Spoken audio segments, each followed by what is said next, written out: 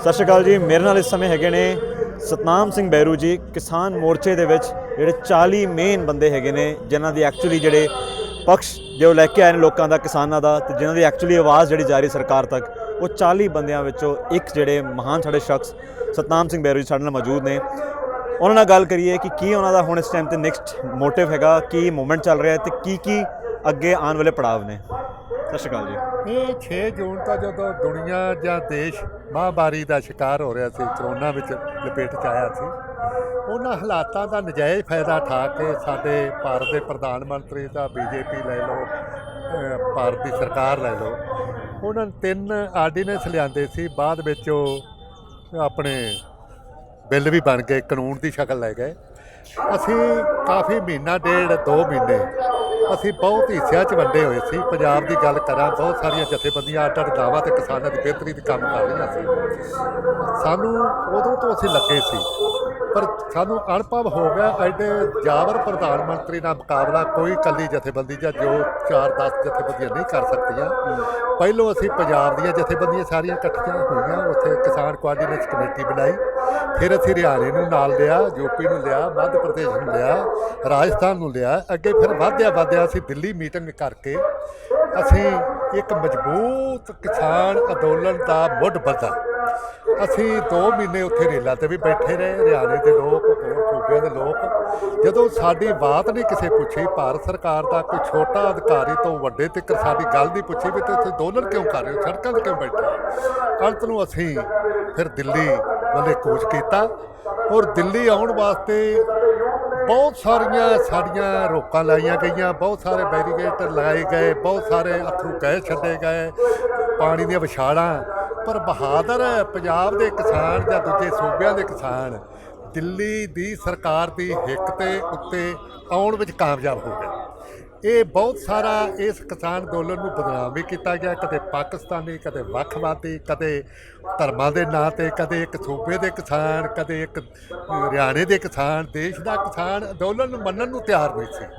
ਪਰ ਹੁਣ ਜਦੋਂ ਦੁਨੀਆ ਦੇ ਲੋਕ ਸਾਡੀ ਹਮਾਇਤ 'ਤੇ ਆ ਗਏ, ਸੰਵਿਧਾਨਕ ਸਾਡੀਆਂ ਜੋ ਮੰਗਾਂ ਸੀ, ਜੋ ਸਾਡਾ ਆਪਣੇ ਕਿਰਦਾਰ ਸੀ, ਸ਼ਾਂਤਮਈ ਅੰਦੋਲਨ ਅੱਗੇ ਦੁਨੀਆ ਦੇ ਲੋਕ, ਵੱਡੇ ਵੱਡੇ ਮੁਲਕਾਂ ਦੇ ਪ੍ਰਧਾਨ ਮੰਤਰੀ, ਉੱਥੋਂ ਦੀਆਂ ਸਾਰੀਆਂ ਸਰਕਾਰਾਂ ਸਾਡੀ ਸਪੋਰਟ 'ਤੇ ਆ ਗਈਆਂ, ਹਿੰਦੁਸਤਾਨ ਦੇ ਲੋਕ ਇਕੱਠੇ ਹੋ ਗਏ। ਅਤੇ ਹੁਣ ਦਮੀ ਜ਼ਬਾਨ ਵਿੱਚ ਕੋਈ 1 ਹਫ਼ਤੇ ਤੋਂ ਇਹਨਾਂ ਸ਼ੁਰੂ ਕੀਤਾ ਵੀ ਇਹ ਕਿਸਾਨ ਅੰਦੋਲਨ ਹੈ। ਰਾਜਨਾਥ ਉਹਨਾਂ ਦਾ ਬੀਜੇਪੀ ਦਾ ਇੱਕ ਸੀਨੀਅਰ ਲੀਡਰ, ਉਹਨੇ ਵੀ ਪਹਿਲੋਂ ਮਾੜਾ ਬੋਲਿਆ, ਪਰ ਹੁਣ ਉਹਨੇ ਜਦੋਂ ਵੇਖਿਆ ਵੀ ਹੁਣ ਤਾਂ ਪਾਣੀ ਪੁਲਾਂ ਤੋਂ ਟੱਪ ਗਿਆ, ਉਹਨੇ ਬੀਜੇਪੀ ਦੇ ਕਰਤਾ ਧਰਤਾ ਨੂੰ, ਵਰਕਰ ਤੋਂ ਲੈ ਕੇ ਉੱਤੋਂ ਤੱਕ, ਵੀ ਇਹਨਾਂ ਨੂੰ ਕਿਸਾਨ ਹੀ ਮੰਨੋ, ਇਹਨਾਂ ਨੂੰ ਵੱਖਵਾਦੀ ਜਾਂ ਹੋਰ ਰੰਗਤ ਨਾ ਦਿਓ ਕਿਰਪਾ ਕਰਕੇ। ਇਹ ਬਹੁਤ ਵੱਡੀ ਇੱਕ ਗੱਲ ਹੈ। ਇਹ ਨਿਰਾ ਹੁਣ ਕਿਸਾਨ ਅੰਦੋਲਨ ਨਹੀਂ, ਇਹ ਇੱਕ ਸਭ ਜਨਤਾ ਦਾ ਅੰਦੋਲਨ ਬਣ ਗਿਆ, ਮਨੁੱਖਤਾ ਦਾ ਅੰਦੋਲਨ ਬਣ ਗਿਆ। ਔਰ ਦੁਨੀਆ ਦੇ ਲੋਕ ਇਸ ਅੰਦੋਲਨ ਨੂੰ ਹੈਰਾਨ ਮੰਨ ਗਏ ਵੀ ਇੰਨੇ ਲੱਖਾਂ ਲੋਕ ਦਿੱਲੀ ਨੂੰ ਘੇਰੀ ਬੈਠੇ ਹੋਣ, ਲੰਮਾ ਸਮਾਂ ਘੇਰੀ ਬੈਠੇ ਹੋਣ, ਠੰਡ ਦੀ ਨਾ ਪਰਵਾਹ ਕਰਦੇ ਹੋਣ। ਔਰ ਇਹ ਕਿਸਾਨ ਦੀ ਬੀਬੀਆਂ ਸਾਡੀਆਂ, ਸਾਡੇ ਬੱਚੇ, ਆਮ ਸ਼ਹਿਰੀ, ਛੋਟਾ ਕਾਰੋਬਾਰ ਵਾਲਾ ਸਮਝ ਚੁੱਕਾ ਹੈ ਵੀ ਮੋਦੀ ਦੇਸ਼ ਨੂੰ ਤਬਾਹ ਕਰਨ ਲੱਗਾ।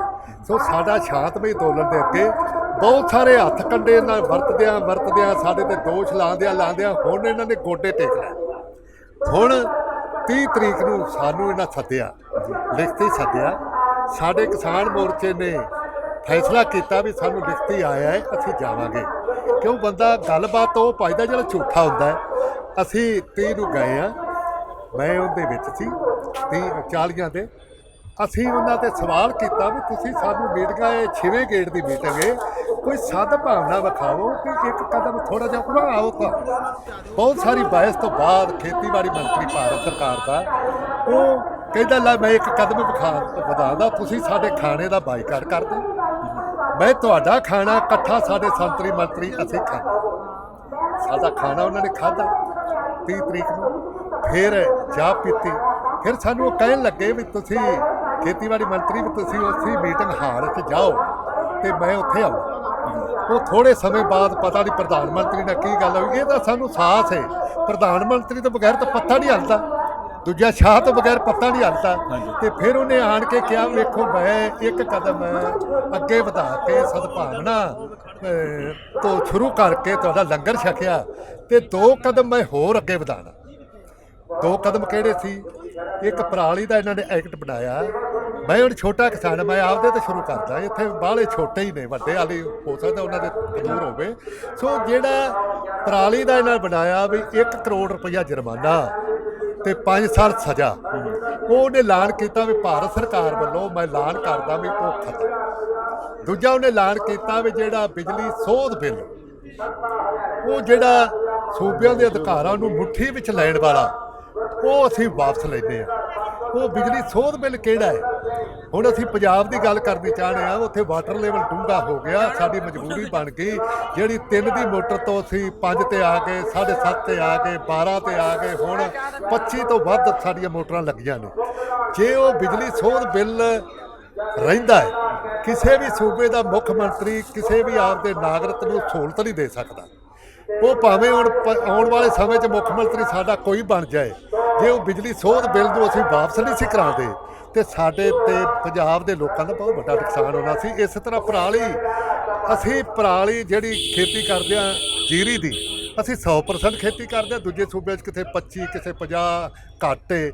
ਉਹ ਜਿਹੜੇ ਇਹ ਬਹੁਤ ਹੈਕਟਰ ਜਿਹੜੇ 2 ਫੈਸਲੇ ਹੋਏ ਨੇ, ਉਹ ਮੀਟਿੰਗ ਨੂੰ ਅਸੀਂ ਨਾ ਸੱਤ ਭਾਵਨਾ ਵੀ ਸੱਤ ਭਾਵਨਾ ਜਿਹੜਾ ਬਹਿਣਾ ਮਾਨੂ ਵਾਲੀ ਗੱਲ ਕਰਦੇ ਸੀ, ਉਹ ਥੋੜ੍ਹਾ ਜਨਤਾ ਦਾ ਜਾਂ ਦੇਸ਼ ਦੇ ਲੋਕਾਂ ਦਾ ਜਾਂ ਦੁਨੀਆ ਦੇ ਲੋਕਾਂ ਦਾ ਇਹਨਾਂ ਦੀ ਸਿਹਤ 'ਤੇ ਬਹੁਤ ਅਸਰ ਹੈ।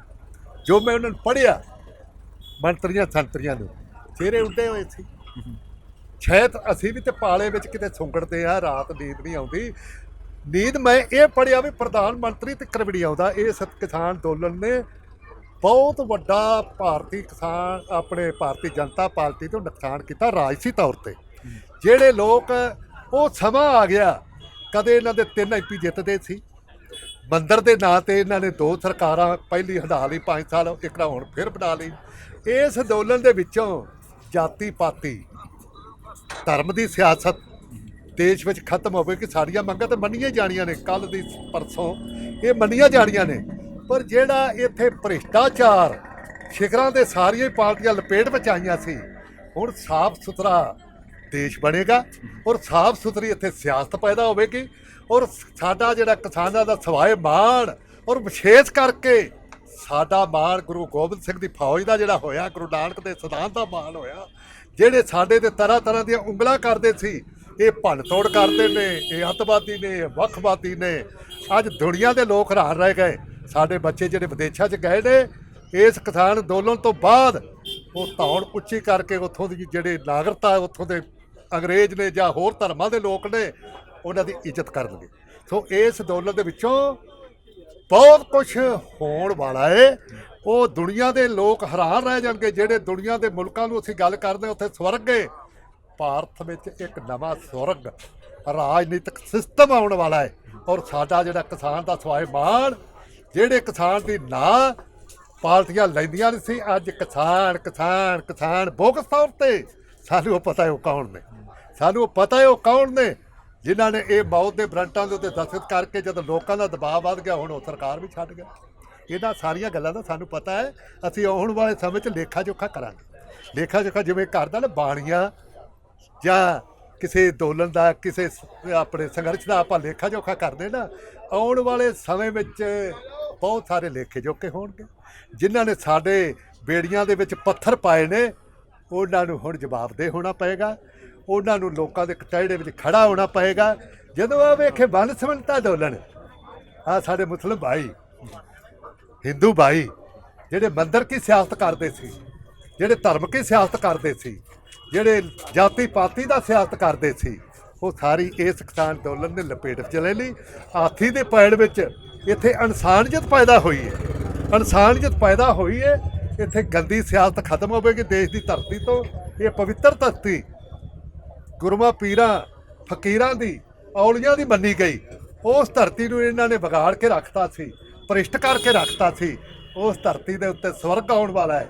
ਉਹ ਜਿਹੜੇ ਸਾਡੇ ਸੁਪਨੇ ਸਾਡੇ ਵੱਡਿਆਂ ਨੇ ਦੇ ਕੇ ਦਿੱਤਾ ਸੀ, ਸਿਧਾਂਤ ਦਿੱਤਾ ਸੀ, ਉਹ ਸਿਧਾਂਤ ਇਸ ਕਿਸਾਨ ਅੰਦੋਲਨ ਦੇ ਵਿੱਚ ਸ਼ੁਰੂ ਹੋਣ ਵਾਲਾ ਹੈ। ਇਨਕਲਾਬ ਉਹ ਆਵੇਗਾ ਜਿਹੜਾ ਦੁਨੀਆ ਸਾਡੇ ਕੇ ਸਿਰ ਝੁਕਾਵੇਗੀ। ਜਿਹੜੇ ਹਿੰਦੁਸਤਾਨ ਅੱਗੇ ਉਂਗਲਾਂ ਕਰਦੇ ਸੀ, ਮੈਂ ਮੋਦੀ ਨੂੰ ਪੁੱਛਣਾ ਚਾਹੁੰਦਾ ਵਾਂ, ਕਦੇ ਸਾਹ ਲੈਂਦੇ ਸੀ ਤੁਸੀਂ TV ਵਾਲੇ ਹੋ? ਕਦੇ ਇੱਕ ਜਹਾਜ਼ ਤੋਂ ਉਤਰਦਾ ਸੀ, ਸੂਟ ਬੂਟ ਪਾ ਕੇ ਫਿਰ ਦੂਜੇ ਮੁਲਕ ਨੂੰ ਜਾਂਦਾ ਸੀ, ਅੱਜ ਦੇਸ਼ ਵਿੱਚ ਬੰਦ ਕਰਕੇ ਰੱਖਦਾ। ਆਹ ਬੰਦ ਵੀ ਨਹੀਂ, ਸਿਰਫ ਕਦੇ ਗੁਜਰਾਤ ਜਾਂਦਾ ਹੈ, ਕਦੇ ਥੋੜਾ ਜਿਹਾ ਇੱਥੇ ਨੇੜੇ ਨੇੜੇ ਹੋ ਕੇ ਘੁੰਮ ਕੇ ਆਉਂਦਾ ਹੈ, ਕਦੇ ਲਖਨਊ ਜਾਂਦਾ ਹੈ, ਹੁਣ ਕਿਤੇ ਵੀ ਜਾ ਨਹੀਂ ਸਕਦਾ। ਔਰ ਮੈਂ ਵਿਸ਼ੇਸ਼ ਕਰਕੇ ਕਹਿਣਾ, ਮੇਰੀ 81 ਸਾਲ ਦੀ ਉਮਰ ਹੈ, 40 ਸਾਲ ਦਾ ਕਿਸਾਨ ਅੰਦੋਲਨ ਦਾ ਤਜਰਬਾ ਹੈ। ਛੋਟੇ ਅੰਦੋਲਨਾਂ ਤੋਂ ਵੀ ਵੱਡਾ ਅੰਦੋਲਨ ਮੈਨੂੰ ਵੇਖਣ 'ਚ ਮਿਲਿਆ, ਸੁਨਹਿਰੀ ਮੌਕਾ ਮਿਲਿਆ ਮੇਰੀ ਜ਼ਿੰਦਗੀ ਦੇ ਵਿੱਚ। ਉਹ ਅਸੀਂ ਲੜਾਈ ਜਿੱਤ ਕੇ ਇਹਨਾਂ ਵੀਰਾਂ ਦੇ, ਇਹਨਾਂ ਭਰਾਵਾਂ ਦੇ ਅਸੀਂ ਗੋਦ ਵਿੱਚ ਪਾਵਾਂਗੇ। ਅਸੀਂ ਜੋ ਵਾਅਦਾ ਕੀਤਾ ਹੈ ਉਸ ਵਾਅਦੇ ਤੋਂ ਇੱਕ ਅੰਸ਼ ਰਤਾ ਅਸੀਂ ਥਿੜਕਣ ਵਾਲੇ ਨਹੀਂ। ਸਾਡੀ ਲੀਡਰਸ਼ਿਪ ਸਿਆਣੀ ਹੈ। ਮੈਂ ਉਹਨਾਂ 40 ਦੇ ਵਿੱਚੋਂ ਮੈਂ ਵੀ ਇੱਕ ਸਿਪਾਹੀ ਹਾਂ। ਮੈਂ ਵਿਸ਼ਵਾਸ ਨਾਲ ਕਹਿ ਸਕਦਾ ਤੁਹਾਡੀ ਟੀਵੀ ਰਾਹੀਂ ਦੁਨੀਆ ਦੇ ਲੋਕਾਂ ਨੂੰ ਵੀ, ਜਿਨ੍ਹਾਂ ਨੇ ਸਾਡੀ ਇਸ ਦੁੱਖ ਦੀ ਘੜੀ ਵਿੱਚ ਸਾਥ ਦਿੱਤਾ, ਆਰਥਿਕ ਤੌਰ 'ਤੇ ਦਿੱਤਾ, ਸਮਾਜਿਕ ਤੌਰ 'ਤੇ ਦਿੱਤਾ, ਇੱਥੇ ਪਬਲਿਕ ਦੇ ਰੂਪ ਵਿੱਚ ਦਿੱਤਾ, ਜਾਂ ਘਰ ਬੈਠਿਆਂ ਸਾਡੀਆਂ ਭਾਵਨਾਵਾਂ ਦਾ ਸਤਿਕਾਰ ਕੀਤਾ, ਉਹਨਾਂ ਬੰਦਿਆਂ ਦਾ ਮੈਂ ਕਿਸਾਨ ਮੋਰਚੇ ਵੱਲੋਂ ਧੰਨਵਾਦ ਕਰਦਾ, ਜਿਹੜੇ 7 ਸਮੁੰਦਰੋਂ ਪਾਰ ਬੈਠੇ ਨੇ, ਜਿਹੜੇ ਹੋਰ ਸੂਬਿਆਂ 'ਚ ਬੈਠੇ ਨੇ। ਆਉਣ ਵਾਲੇ ਸਮੇਂ 'ਚ ਅਸੀਂ ਤਾਂ ਚਾਹਣੇ ਆ, ਮੇਰੇ ਨਿੱਜੀ ਵਿਚਾਰ ਨੇ, ਕਿਤੇ 2 ਹਫ਼ਤੇ ਹੋਰ ਲਵਾ ਲਏ। ਜਿਹੜੀਆਂ 3 ਸੀਟਾਂ ਕਦੇ ਆਉਂਦੀਆਂ ਸੀ ਉਹ ਵੀ ਨਹੀਂ ਆਉਣੀਆਂ, ਬਿਲਕੁਲ ਸਫਾਇਆ। ਪਰ ਦੂਜੇ ਲੋਕ ਚਾਚ ਨੇ ਬੜੇ, ਕੋਈ ਹੁਣ ਦਾ ਲੱਗ ਗਿਆ, ਮਰਨ ਵਾਲੇ ਹੋਰ, ਸਾਰਾ ਸਾਫ਼ ਕਰਨ ਵਾਸਤੇ ਹੋਰ। ਅਸੀਂ ਫਿਰ ਮੌਜਾਂ ਮਾਰਾਂਗੇ, ਸਾਨੂੰ ਉਹਨਾਂ ਦਾ ਵੀ ਪਤਾ ਹੈ ਸਵਾਮੀਨਾਥਨ ਕੀ ਹੈ, ਕਿਹੜੇ ਲੋਕਾਂ ਨੇ ਕਾਂਗਰਸ ਨੇ ਬਣਾਇਆ। ਕਾਂਗਰਸ ਨੇ, ਉਹ ਸਰਦਾਰ ਮਨਮੋਹਨ ਸਿੰਘ ਨੇ ਅੱਛਾ ਕੰਮ ਨਹੀਂ ਕੀਤਾ। ਜੇ ਮਨਮੋਹਨ ਸਿੰਘ ਨੇ ਇੱਕ ਕਮਿਸ਼ਨ ਬਣਾਇਆ, ਉਹ ਲਾਗੂ ਕਰ ਦਿੰਦਾ। ਦੇਸ਼ ਦੇ, ਜਿਹਨੂੰ ਖੇਤੀ ਨਾਲ ਦੇਸ਼ ਜਾਣਿਆ ਜਾਂਦਾ ਹੈ, ਖੇਤੀ ਪ੍ਰਧਾਨ ਸੂਬਾ ਪੰਜਾਬ ਜਾਣਿਆ ਜਾਂਦਾ ਹੈ, ਆਹ ਮੋਦੀ ਨੂੰ ਮੌਕਾ ਨਹੀਂ ਸੀ ਮਿਲਣਾ। ਕਾਂਗਰਸ ਦੇ ਬੀਜੇ ਕੰਡੇ ਅਸੀਂ ਲੋਕ ਚੁਣ ਰਹੇ ਹਾਂ। ਉਹ ਮਤ ਸੋਚਣ ਬਈ ਰਸਤਾ ਸਾਫ਼ ਕਰਕੇ ਘਰ ਚਲੇ ਜਾਣਗੇ। ਇਨਕਲਾਬ ਐਸਾ ਆਵੇਗਾ ਜਿਹੜਾ ਸਾਰਿਆਂ ਨੂੰ ਲਪੇਟ 'ਚ ਲੈ ਕੇ, ਸਾਰਿਆਂ ਨੂੰ ਨਹੀਂ, ਜਿਹੜੇ ਮਾੜੇ ਲੋਕ ਨੇ, ਜਿਨ੍ਹਾਂ ਨੇ ਵਾਰ-ਵਾਰ ਸਾਡੀਆਂ ਵੋਟਾਂ ਲੁੱਟ ਕੇ, ਸਾਡੇ ਤੇ ਰਾਜ ਕਰਕੇ, ਸਾਡੇ ਤੇ ਡੰਡੇ ਦਾ ਰਾਜ ਕੀਤਾ, ਸਾਨੂੰ ਗੋਲੀਆਂ ਦੇ ਸ਼ਿਕਾਰ ਬਣਾਇਆ। ਔਰ ਹੁਣ ਮੌਕਾ ਆ ਗਿਆ। ਸ਼ਾਂਤਮਈ ਅੰਦੋਲਨ ਨੇ ਕਮਾਲ ਕਰਤੀ ਯਾਰ, ਇਤਿਹਾਸ ਲਿਖਿਆ ਜਾਏਗਾ, ਬੱਚਿਆਂ ਦੀਆਂ ਕਿਤਾਬਾਂ ਵਿੱਚ ਮਿਲੇਗਾ। ਮੈਂ ਅਮਰੀਕਾ, ਕੈਨੇਡਾ, ਦੂਜੇ 2 ਮੁਲਕਾਂ ਤੋਂ ਮੈਂ ਤਾਂ ਨਹੀਂ ਗਿਆ, ਨਾ ਮੈਂ ਜਾਣਾ ਚਾਹਣਾ। ਮੈਂ ਆਪਦੀ ਪਵਿੱਤਰ ਧਰਤੀ ਤੋਂ ਇਨਸਾਫ ਨਹੀਂ ਲੈ ਸਕਿਆ, ਮੈਂ ਉੱਧਰ ਕਿਉਂ ਜਾਵਾਂਗਾ। ਆਪਦੇ ਦੇਸ਼ ਦੀ ਮਿੱਟੀ ਨਾਲ ਜੁੜਿਆ।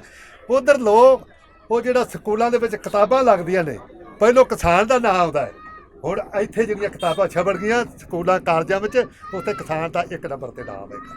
ਸੋ ਤੁਸੀਂ ਸਾਡੇ 'ਤੇ ਸਵਾਲ ਕਰ ਸਕਦੇ ਹੋ। ਮੈਂ ਪੂਰੀ ਇਮਾਨਦਾਰੀ, ਜਿੱਥੋਂ ਅੰਦੋਲਨ ਅਸੀਂ ਸ਼ੁਰੂ ਕੀਤਾ, ਕਿੱਥੇ ਲੈ ਕੇ ਜਾਣਾ ਹੈ ਉਹ ਲੈ ਕੇ ਜਾਣਾ। ਅਸੀਂ ਕਾਲੇ ਕਾਨੂੰਨ ਬਹੁਤ ਦੇ ਬਰੰਟ ਵਾਲੇ ਖਤਮ ਕਰਾਣੇ। ਜਿਹੜੇ MSC, ਜਿਹੜਾ ਸਵਾਮੀਨਾਥਨ ਨੇ ਫਾਰਮੂਲਾ ਦਿੱਤਾ, ਉਹ ਜਿੰਨਾ ਚਿਰ ਪਾਰਲੀਮੈਂਟ ਸੈਸ਼ਨ ਬੁਲਾ ਕੇ, ਉਹ ਮੰਤਰੀ ਪਤਾ ਕੀ ਕਹਿੰਦਾ ਹੈ, ਵੀ ਅੱਜ ਪਹਿਲ ਕਦਮੀ ਕਰਤੀ, 4 ਤਰੀਕ ਨੂੰ ਆਓ, ਇਹਦੇ 'ਚ ਕੋਈ ਕਾਨੂੰਨੀ ਮੁਸ਼ਕਿਲਾਂ ਨੇ, ਅਸੀਂ ਵਿਚਾਰਾਂਗੇ, ਤੁਸੀਂ ਆਪਣੇ ਵਕੀਲਾਂ ਨਾਲ ਕਰਕੇ ਆਓ ਤੇ ਅਸੀਂ ਆਪਦੇ ਵਕੀਲਾਂ ਨਾਲ ਕਰਾਂਗੇ। ਮੈਂ ਸਵਾਲ ਕਰਨਾ ਚਾਹਣਾ ਮੋਦੀ ਸਾਹਿਬ ਤੇ, ਭਾਰਤ ਸਰਕਾਰ ਤੇ, ਕੋਈ ਪਾਰਲੀਮੈਂਟ ਦਾ ਕਾਨੂੰਨ ਬਣਿਆ ਹੋਇਆ ਧਾਰਮਿਕ ਗ੍ਰੰਥ ਨਹੀਂ ਹੈਗਾ ਜਿਹਦੇ ਨਾਲ ਛੇੜਛਾੜ ਦੀ। ਗੁਰੂ ਗ੍ਰੰਥ ਸਾਹਿਬ, ਕੁਰਾਨ ਸ਼ਰੀਫ, ਗੀਤਾ ਵਰਗੇ ਗ੍ਰੰਥਾਂ ਨਾਲ ਛੇੜਛਾੜ ਨਹੀਂ ਹੋ ਸਕਦੀ। ਪਰ ਪਾਰਲੀਮੈਂਟ ਦੇ ਵੱਲੋਂ ਪਾਸ ਹੋਇਆ ਕਾਨੂੰਨ, ਕਾਲ ਨਾਲ ਲੋਕਾਂ ਦੇ ਉਲਟ ਭਾਵਨਾ ਵਾਲਾ ਕਾਨੂੰਨ, ਅੱਗੇ ਬਹੁਤ ਵਾਰ ਉਹਦੇ 'ਚ ਸੋਧਾਂ ਹੋ ਚੁੱਕੀਆਂ।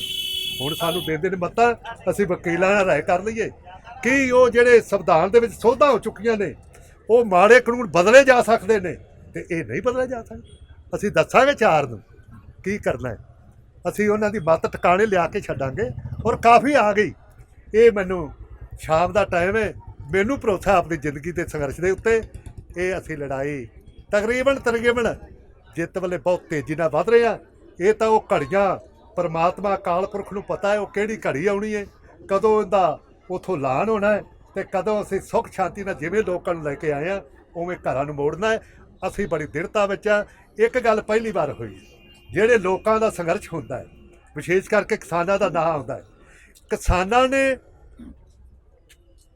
ਸਭ ਤੋਂ ਵੱਡਾ ਸਾਡੇ ਵਿਸ਼ਵਾਸ ਕੀਤਾ। ਜੋ ਅਸੀਂ ਸਿਨੇਹਾ ਦਿੱਤਾ, ਸਾਨੂੰ ਕਿਸਾਨਾਂ 'ਤੇ ਵਿਸ਼ਵਾਸ ਵੱਧ ਗਿਆ। ਜਿਹੜੇ 2 ਮਹੀਨੇ ਉੱਥੇ ਲਾਏ, ਲੋਕਾਂ ਨੂੰ ਲਾਭਬੰਦ ਦੇਸ਼ ਦੇ ਲੋਕਾਂ 'ਚ ਪ੍ਰਚਾਰ ਕੀਤਾ ਕਾਲੇ ਕਾਨੂੰਨ ਦਾ, ਉਹਨਾਂ ਨੇ ਸਾਡੀ ਗੱਲ ਮੰਨ ਕੇ ਇਤਬਾਰ ਕੀਤਾ ਵੀ ਇਹ ਲੀਡਰ ਸਾਨੂੰ ਧੋਖਾ ਨਹੀਂ ਦੇਣਗੇ। ਸਾਡੇ 'ਤੇ ਭਰੋਸਾ ਲੈ ਕੇ ਆਏ ਨੇ। ਅਸੀਂ ਇਹਨਾਂ ਦਾ ਭਰੋਸਾ ਨਹੀਂ ਤੋੜਾਂਗੇ। ਇਹ ਪਹਿਲੀ ਵਾਰ ਹੋਇਆ ਹੈ, ਦੋ ਧਿਰਾਂ, ਇੱਕ ਧਿਰ ਉਹਨਾਂ ਦੇ ਹੱਕਾਂ ਦੀ ਲੜਨ ਵਾਲੀ ਹੁੰਦੀ ਹੈ, ਉਹ ਲੀਡਰ ਜਿਨ੍ਹਾਂ ਦਾ ਲੀਡਰ ਆਪਾਂ ਨਾਂ ਰੱਖਿਆ ਉਹ ਅਸੀਂ ਆ ਲੋਕ, ਅਸੀਂ ਇਹਨਾਂ ਨੂੰ ਧੋਖਾ ਨਹੀਂ ਦਿਆਂਗੇ। ਅਸੀਂ ਜੋ ਕਹਿ ਕੇ ਲਿਆਏ ਆ ਉਹ ਪੂਰਾ ਕਰਾਂਗੇ। ਬੋਲੇ ਸੋਨਿਹਾਰ ਬਾਬਾ ਜੀ ਕਿਸਾਨ ਏਕਤਾ ਜਿੰਦਾਬਾਦ, ਕਿਸਾਨ ਏਕਤਾ ਜਿੰਦਾਬਾਦ। ਸਾਡੇ ਹੱਕ ਇੱਥੇ ਰੱਖ। ਬਾਬਾ ਜੀ ਇੱਕ ਜਿਹੜੀ ਤੁਸੀਂ ਤਾਂ ਦੇਖੋ ਉਸ 40 ਮੈਂਬਰ ਦੀ ਕਮੇਟੀ ਵਿੱਚ ਹੈਗੇ ਹੋ ਜਿਹਨੇ ਬਹੁਤ ਸਾਰੇ ਸਵਾਲ ਸੁਣੇ ਹੋਣ, ਤੇ ਅਸੀਂ ਲੋਕ ਤੁਹਾਡੀ ਵੇਟ ਕਰ, ਤੁਸੀਂ ਆ ਕੇ ਸਾਨੂੰ ਦੱਸੋਗੇ ਕਿ ਕੀ ਗੱਲ ਹੋਈ ਉੱਥੇ ਸਰਕਾਰਾਂ ਨਾਲ। ਅਸੀਂ ਇੱਕ ਗੱਲ ਸੁਣਨ 'ਚ ਆ ਰਹੀ ਹੈ, ਬਹੁਤ ਲੋਕੀ ਕਹਿ ਰਹੇ ਨੇ, ਕਹਿੰਦੇ ਅਗਰ ਇਹ ਬਿੱਲ ਵਾਪਸ ਲੈ ਲਿਆ ਗਿਆ ਜਾਂ ਅਗਰ ਇੱਦਾਂ ਹੀ ਹਮੇਸ਼ਾ ਮੋਰਚੇ ਚੱਲਦੇ ਰਹਿਣ ਤਾਂ ਇਸ ਦੇਸ਼ ਵਿੱਚ ਕੋਈ ਵੀ ਬਿੱਲ ਪਾਸ ਕਰਨਾ ਮੁਸ਼ਕਿਲ ਹੋ ਜਾਏਗਾ, ਨਾਮੁਮਕਿਨ ਹੋ ਜਾਏਗਾ। ਨਹੀਂ, ਇਹ ਮਾੜਾ ਬਿੱਲ ਨਹੀਂ ਬਣਾਉਣ ਦੀ ਕਿਸੇ ਨੂੰ ਜ਼ਰੂਰਤ ਪਏਗੀ। ਇਹ ਗੱਲ ਬੜਾ ਸਿੱਧਾ ਹੈ। ਜਿਵੇਂ ਇਸ ਤਰ੍ਹਾਂ ਕਰੋਨਾ ਦੇ ਵਿੱਚ, ਮਹਾਂਮਾਰੀ ਵਿੱਚ ਬਿਨਾਂ ਲੋਕਾਂ ਦੇ ਭਏ ਤੋਂ ਅਸੀਂ 65% ਆ, ਮਜ਼ਦੂਰਾਂ ਨੂੰ ਪਾ ਲਓ। ਇਹਨੇ ਕਿਸਾਨ ਸਾਡੇ ਲੀਡਰ ਨੇ ਨਾਰਾ ਮਜ਼ਦੂਰ ਦਾ ਦਿੱਤਾ, ਮਜ਼ਦੂਰ ਸਾਡੇ ਨਾਲ ਜੁੜਿਆ ਹੈ, ਖੇਤ ਨਾਲ ਜੁੜਿਆ, ਧਰਤੀ ਨਾਲ ਜੁੜਿਆ ਹੈ। ਅਸੀਂ 85% 85% ਨੂੰ ਇਗਨੋਰ ਕਰਕੇ ਉਹਨਾਂ ਨੂੰ ਪੁੱਛਣਾ ਨਾ ਵੀ ਕੋਈ ਤਬਦੀਲੀ ਕਰਨੀ, ਸਾਨੂੰ ਕੋਈ ਕਮੇਟੀ ਬਣਾ ਦਾ, ਸਾਤੋਂ ਸਲਾਹ ਲੈਂਦਾ। ਜਿਹੜਾ ਤੇਰਾ ਸਵਾਲ ਹੈ ਇਹਦਾ ਸਿੱਧਾ ਜਵਾਬ ਹੈ, ਹੁਣ ਆਪ ਹੁਦਰੀ ਨਹੀਂ ਹੋਊਗੀ। ਜਨਤਾ ਦੀਆਂ ਭਾਵਨਾਵਾਂ ਮੁਤਾਬਕ ਜਿਹੜੀਆਂ ਸਰਕਾਰਾਂ ਇੱਥੇ ਭਾਰਤ ਵਿੱਚ ਆਉਣਗੀਆਂ, ਸੂਬਿਆਂ 'ਚ ਆਉਣਗੀਆਂ, ਜਨਤਾ ਦੀਆਂ ਭਾਵਨਾਵਾਂ ਦਾ ਕਾਨੂੰਨ ਬਣਨਗੇ। ਕਾਨੂੰਨ ਤਾਂ ਬਣਦੇ ਹੀ ਰਹਿੰਦੇ ਨੇ, ਹਾਲਾਤਾਂ ਮੁਤਾਬਕ ਕਾਨੂੰਨ ਦੇ ਅੱਗੇ ਵਧਣਾ ਹੁੰਦਾ ਹੈ, ਕਾਨੂੰਨ ਬਣਨਗੇ, ਪਰ ਲੋਕਾਂ ਦੀਆਂ ਭਾਵਨਾ ਤੋਂ ਉਹਨਾਂ ਨੂੰ ਲਤਾੜ ਕੇ ਨਹੀਂ ਬਣਨਗੇ। ਮਤਲਬ ਤੁਹਾਡਾ ਕਹਿਣਾ ਹੈ ਕਿ ਜਿਹੜਾ ਇਦਾਂ ਦਾ ਅਗਰ ਫਿਰ ਦੁਬਾਰਾ ਕਾਨੂੰਨ ਆਇਆ ਜੋ ਲੋਕਾਂ ਦੀ ਸਹਿਮਤੀ ਨਹੀਂ ਹੋਏਗਾ ਤੇ ਲੋਕੀ ਦੁਬਾਰਾ ਹਿੰਮਤ ਕਰਨਗੇ ਅੱਗੇ ਪ੍ਰਚਾਰ ਕਰਨ ਦੀ ਤੇ ਵਾਪਸ ਚੀਜ਼ਾਂ ਕਿਸੇ ਨੂੰ ਮੋੜਨ। ਹਿੰਮਤ ਹੀ ਨਹੀਂ ਪਾਏਗੀ ਜਦੋਂ ਇਹ ਫੂਕ ਕੇ ਅਸੀਂ ਜਾਵਾਂਗੇ ਨਾ, ਕਿਸੇ ਨੂੰ ਹਿੰਮਤ ਹੀ ਨਹੀਂ ਪਵੇਗੀ। ਹੱਦ ਹੋ ਗਈ, ਲੋੜ ਹੀ ਨਹੀਂ ਪੈਂਦੀ। ਹੱਦ ਹੋ ਗਈ ਨੌਜਵਾਨ। ਜਦੋਂ ਅਸੀਂ ਇਹਨੂੰ ਫੂਕ ਕੇ ਜਾਵਾਂਗੇ, ਇੱਕ ਕੌਮੀ ਪਾਰਟੀ ਦਾ ਸਫਾਇਆ ਕਰਕੇ ਜਾਵਾਂਗੇ, ਫਿਰ ਕਿਸੇ ਨੂੰ ਹਿੰਮਤ ਪਾਏਗੀ? ਦੱਸ ਤੂੰ ਦੱਸ ਲੈ। ਮੇਰੇ ਹਿਸਾਬ ਨਾਲ ਜਿਹੜਾ ਐਗਜ਼ਾਮਪਲ ਸੈੱਟ ਕਰਕੇ ਜਾ ਰਹੇ ਨੇ, ਇਹ ਅਗਲੀ ਵਾਰ ਮੇਰੇ ਖਿਆਲ ਨਾਲ ਬਿੱਲ ਆਪ ਹੀ ਅਸੀਂ ਲਿਖ ਕੇ ਦੇਣਾ ਇਹਨਾਂ ਨੂੰ, ਤੇ ਇਹਨਾਂ ਨੇ ਬਸ ਬਿਨਾਂ ਦੇਖੇ ਅਪਰੂਵ ਹੀ ਕਰਨਾ ਹੋਏਗਾ। ਤਾਂ ਥੋੜੀ ਦੇਰ 'ਚ ਇਹ ਹੋ ਜਾਏਗਾ ਕਿ ਸਟੈਂਪ ਵੀ ਸਾਡੇ ਕੋਲ ਹੀ ਪਈ ਹੋਏਗੀ, ਅਸੀਂ ਆਪ ਸਟੈਂਪ ਮਾਰ ਕੇ ਦੇ ਦਿਆ ਕਰਾਂਗੇ ਕਿ ਅਪਰੂਵ ਹੋ ਗਿਆ। ਥੈਂਕ ਯੂ ਸੋ ਮਚ ਸਾਡੇ ਨਾਲ ਜੁੜਨ ਲਈ। ਬਹੁਤ ਵੱਡੇ ਲੋਕ ਸਾਡੇ ਨਾਲ ਜੁੜੇ ਨੇ ਤੇ ਬਹੁਤ ਅੱਛਾ ਲੱਗਿਆ ਨਾਲ ਜੁੜ ਕੇ।